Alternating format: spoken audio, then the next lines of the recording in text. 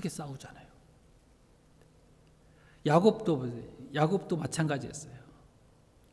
지금 이 시대에도 마찬가지라고 생각합니다. 자녀들이 왜 점점 더 비틀어지고요, 폭력적이 되어지고요, 그렇게 상처를 안고 갈까요? 분노가 가득 차 있어요. 부모들이 받은 상처를 얼른 치료하지도 않고 그걸 자녀들에게 풀기 때문에 그런 거지. 그 위치가, 상처를 받고 있는 그 위치가 자녀들에게 그대로 영향을 주고 있기 때문이란 거예요. 여러분, 우리 부모님들 삶이 힘들고 또 감추고 싶은 상처들이 있더라도 그것을 빨리 주님 앞에서 풀어내시기 바랍니다. 그걸 풀어내지 않으면 그것이 그대로 자녀들에게 영향을 줄 수밖에 없다는 겁니다. 그래서 야곱도 그러잖아요. 야곱도 항상 좀 뭔가 막 불안정한 그런 삶들을 계속 살아왔잖아요.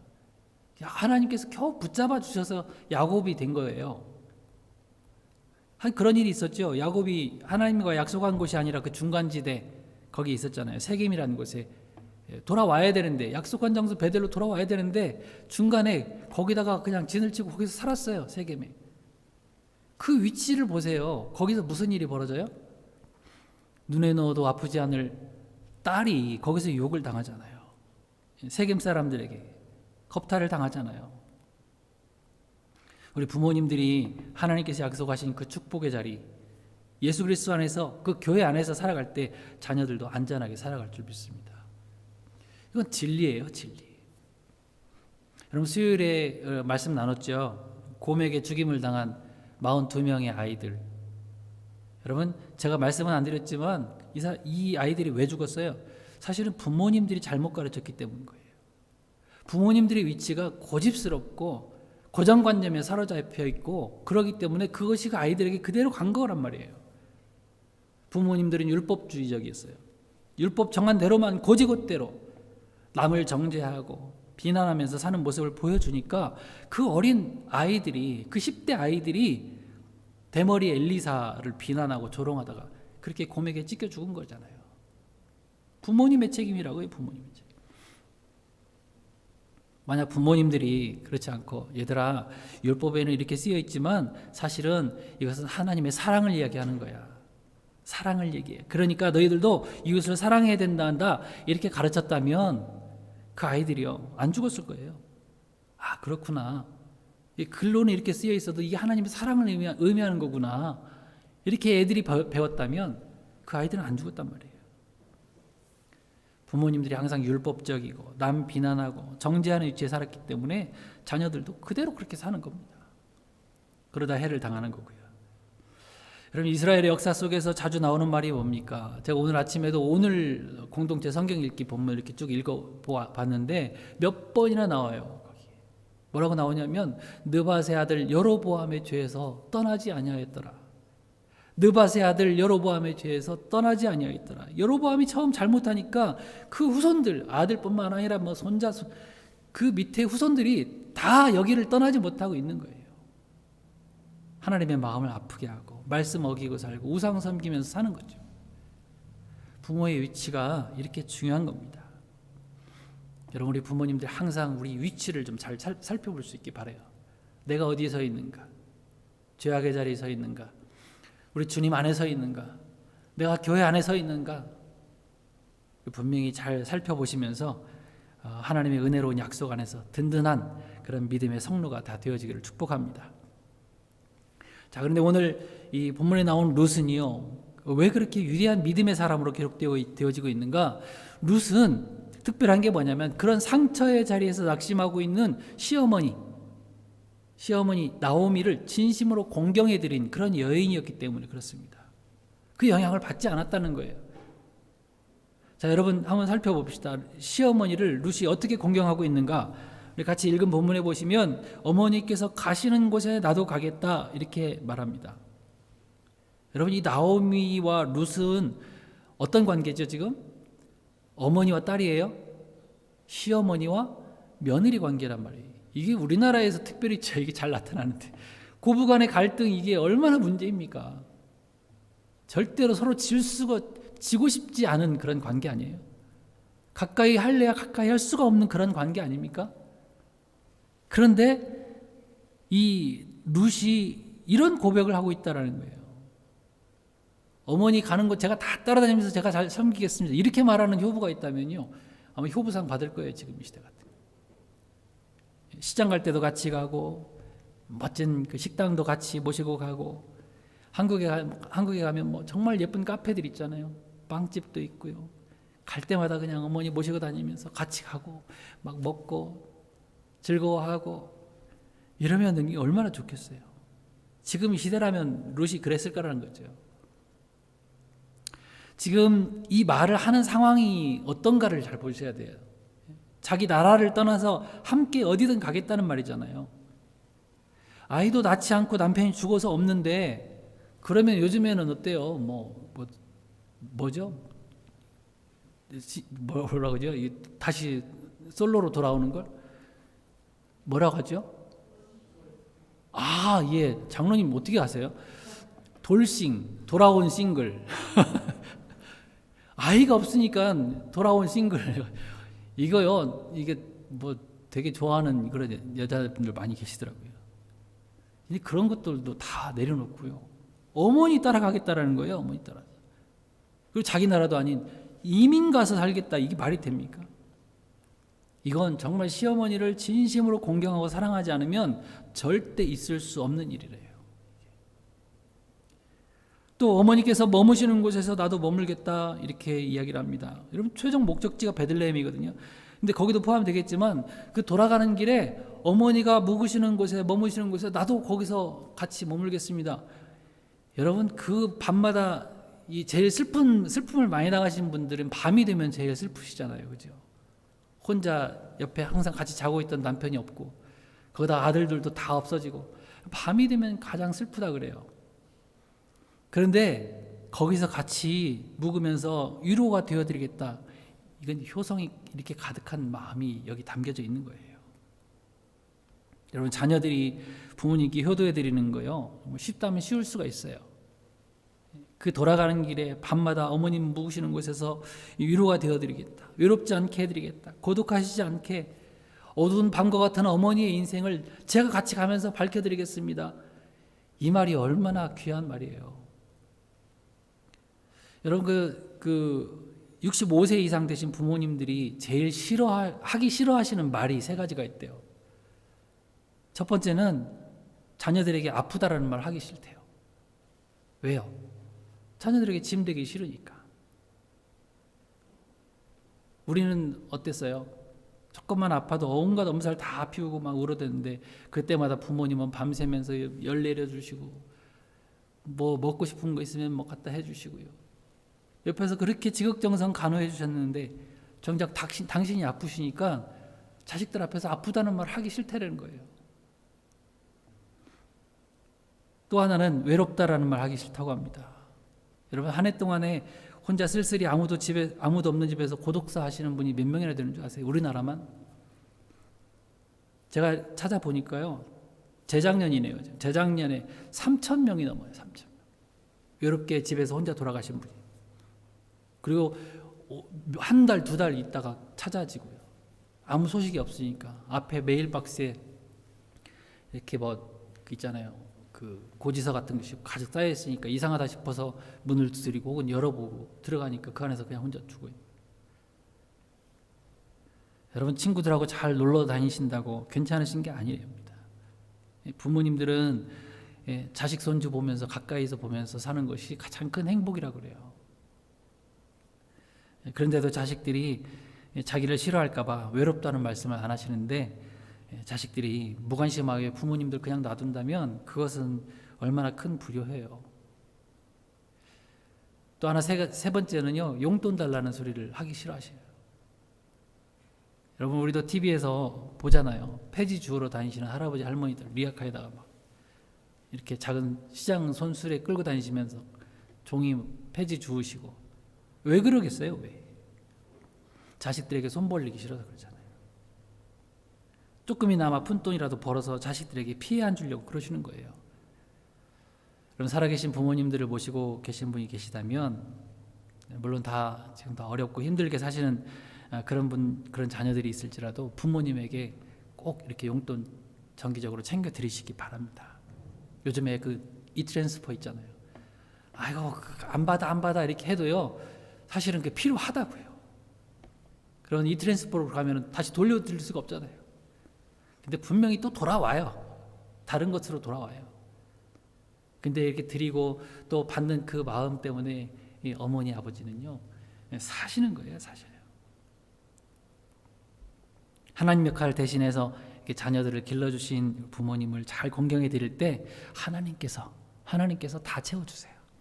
하나님께서 다 다른 것들로 충만하게 채워주실 줄 믿습니다. 자, 또 하나 뭐라고 고백합니까? 어머니 하나님이 나의 하나님이 될 것이다 이렇게 얘기합니다.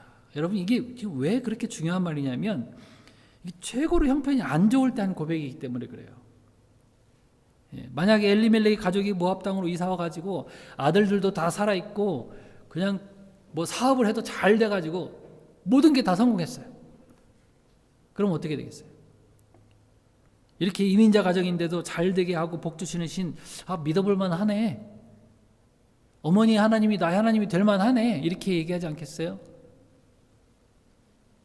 근데 그게 아니란 말이에요. 시집 왔는데 시아버지 돌아가셨어요. 자기 남편 죽었어요. 동서 남편도 죽었어요. 그냥 줄초상 계속 난 집에 시어머니만 딸랑 이렇게 남게 만든 신인데 그런 하나님인데 뭐가 좋다고 어머니의 하나님이 나의 하나님이 될 것입니다. 이렇게 했냔 말이에요. 룻은 비록 다 망가지고 절망스러운 형편이지만 분명히 하나님을 믿는 믿음을 가졌다고밖에 설명할 길이 없는 거예요. 이게 왜 어머니를 따라가겠다고 했겠어요? 룻은 분명히 그런 상황 가운데서도 살아계신 하나님을 든든히 믿는 어머니의 신앙을 본 거예요. 어머니가 왜 베들레헴으로 돌아가려고 하시지?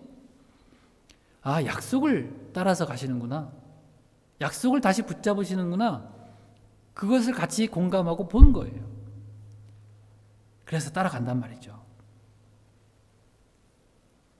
또 하나의 마지막으로 고백이 나옵니다. 결국 어머니가 죽으시는 곳에서 나도 죽겠습니다 이렇게 얘기해요. 이 말은 그냥 죽을 때까지 모시고 살겠습니다 그거예요. 이게 뭐 처녀 아닙니까? 처녀? 아이를 낳지 않았어요. 자유로운 사람일 수 있는데 그것을 포기하고 죽을 때까지 시어머니 모시고 살겠다라고 하는 이 효심과 믿음이 어우러진 이 고백인 것입니다.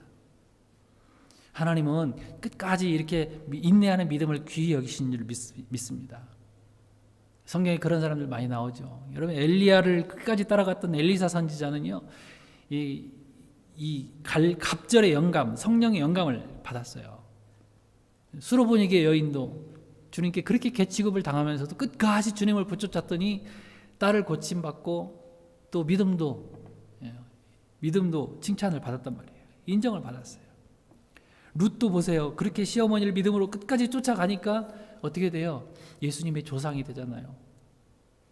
다윗의 증조 할머니예요. 보아스하고 결혼하고, 그죠? 다윗의 증조 할머니가 된 거예요. 여러분, 하나님은 우리가 아버지 되신 그 하나님 말씀을 잘 지키면서 살기를 원하십니다. 특별히 오늘 어머님의 날을 맞이해서 사람에 관한 첫 번째 계명 뭐죠? 10계명 중에서 4번째까지는 하나님에 관한 계명이고 5번째부터가 사람에 관한 계명인데 그 중에 첫 번째가 뭐예요? 내 부모를 공경하라요. 이건 1계명과 마찬가지거든요. 하나님을 공경해야 된다. 사람에 관해서도 아버지를 공경하는 것이 바로 하나님을 공경하는 것이다. 이렇게 말씀을 하고 있는 거거든요. 하나님은 그런 자녀에게 이 땅에 사는 동안에도 풍성한 축복된 삶을 약속을 하셨어요. 복받기 위해서만 아니라 그렇지 않아요. 우리에게 생명 주신 분들이시잖아요. 그리고 우리를 10달 동안 품으시고 고생하시고 낳으시고 우리를 무조건 사랑해 주시는 어머님 그리고 길러주시는 아버님 아니십니까? 우리가 끝까지 최선을 다해서 사랑하고 공경하는 그런 복된 자녀들이 다 되어지기를 주매로 축원합니다. 같이 일어나셔서 찬양하고 잠깐 기도하겠습니다.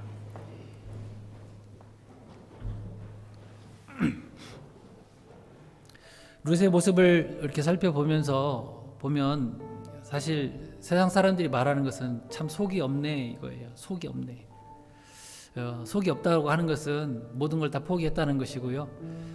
믿음의 눈으로 보면 다 포기하고 나는 없어지고 믿음만 붙잡고 사는 그런 모습을 이야기할 것입니다. 하나님을 섬길 때에 우리의 자존심이나 우리가 가진 것들을 자꾸 내세우다 보면 아무것도 하지 못합니다. 주님 앞에서 나는 사라지고 내 삶 가운데서 오직 주님만 나타날 수 있도록 그렇게 고백하면서 살아갈 수 있는 저희들 되기 바라요. 우리 같이 잘 모르시는 찬양일 수 있는데요, 같이 가사를 좀 읽어가시면서 찬양하고 기도하겠습니다.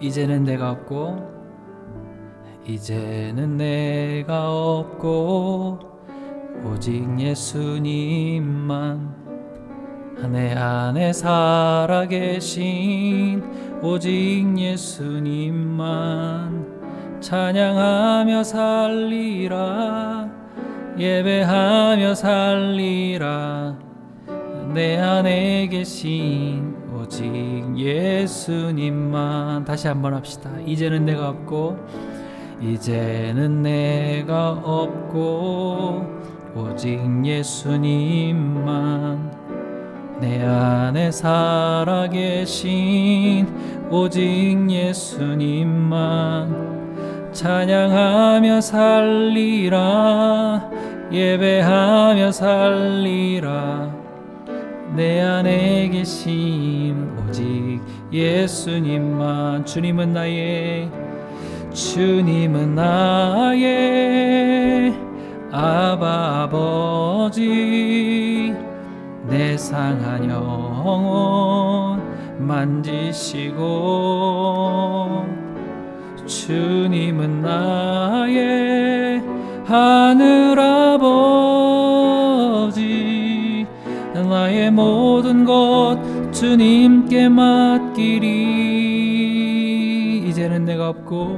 이제는 내가 없고 오직 예수님만 내 안에 살아계신 오직 예수님만 찬양하며 살리라 예배하며 살리라 내 안에 계신 오직 예수님만. 아멘. 우리 같이 기도하겠습니다. 언제나 성도로서의 위치를 잘 지켜 살아가게 해달라고 기도합시다.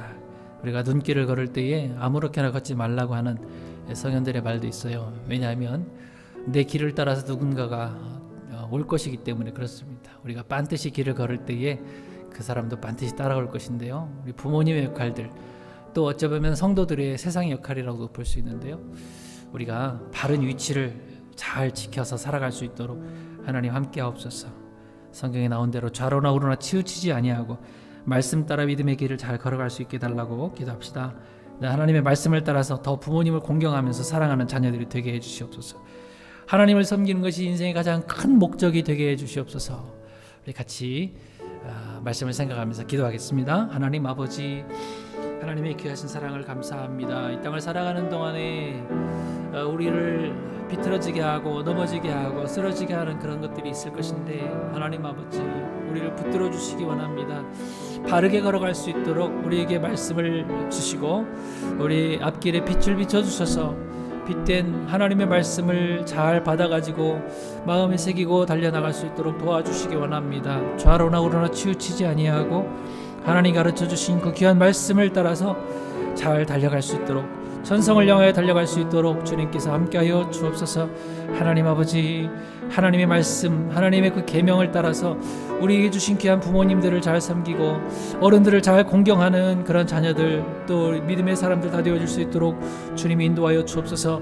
어른들을 공경하는 세상의 어떤 윤리나 도덕적인 것에 기준을 두지 아니하고 더 나아가서 하나님을 잘 섬기고 공경할 수 있는 저희들 될 수 있도록 주님께서 도와주시기를 원합니다. 하나님, 하나님을 섬기는 것이 우리 인생의 최고의 목표가 되게 하시고, 하나님을 사랑하는 것이 우리 인생의 최고의 목표가 되게 하시고, 우리 아버지 하나님이 영혼의 목표가 되어줄 수 있도록 주님이 도와주옵소서. 하나님 아버지, 다시 한번 우리 하나님의 사랑 가득 부어진 우리 어머님과 아버지를 생각하면서 그분들을 공경해 드릴 수 있는 자들 될 수 있도록, 다시 한번 결심할 수 있는 자들 될 수 있도록 주님의 역사하여 주옵소서. 내 안에 계신 우리 주님만 꼭 믿고 살아갈 수 있는 자들 될 수 있도록 도와주옵소서. 예수님의 이름으로 기도합니다. 아멘. 지금도 살아계셔서 역사하시는 우리 주 예수 그리스도의 은혜와 하나님 우리 아버지의 크신 사랑하심과 성령님의 감화, 감동, 교통, 역사, 위로, 인도, 충만하심이 하나님을 나의 아버지로 삼고 또 하나님의 사랑이 가득 부어진 우리 부모님을 생각하며 믿음의 길을 굳게 달려가기로 다짐하는 사랑하는 주님의 백성들 머리 위에 이제로부터 영원까지 함께 계실지어다. 아멘.